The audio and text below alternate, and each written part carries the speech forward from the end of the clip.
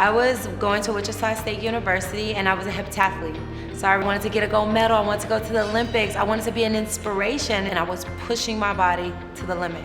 I wasn't getting enough rest, I wasn't getting enough sleep, and then one day I fell to the ground with this shooting pain on my back and I couldn't walk.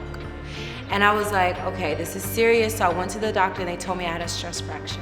And the coaches said, I'm sorry, Koya, your career is over.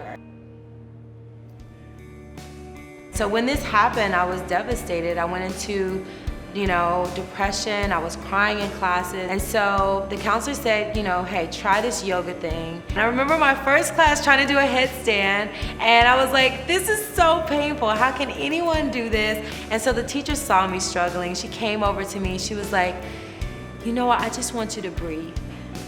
And she looked at me in my eyes. She took a deep inhale and exhale.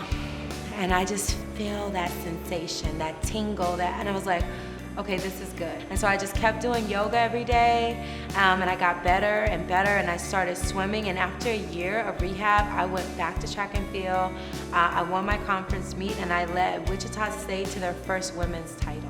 I was determined, since I'd healed myself so quickly, but of course, what happens is we use something to heal, but then we forget about it. So I forgot about it. Here I am, I'm back on the track, I'm running, I'm in San Diego, I got this coach to train me. My standards were close to getting into the Olympic Training Center, but I got injured again.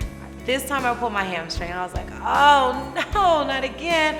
And what happened? I went back to yoga.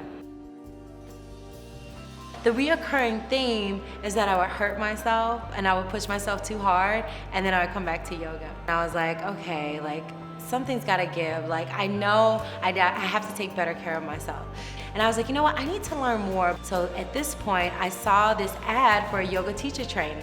So I went to this teacher training, and oh my goodness, it was the best thing I ever did in my life. The meditation, the mindfulness, the movement with the breath, it connected me to my soul like I'd never been connected. And I was able to realize that life is not about all these things or awards or trophies or medals or accomplishments. It's really about staying in tune with your soul.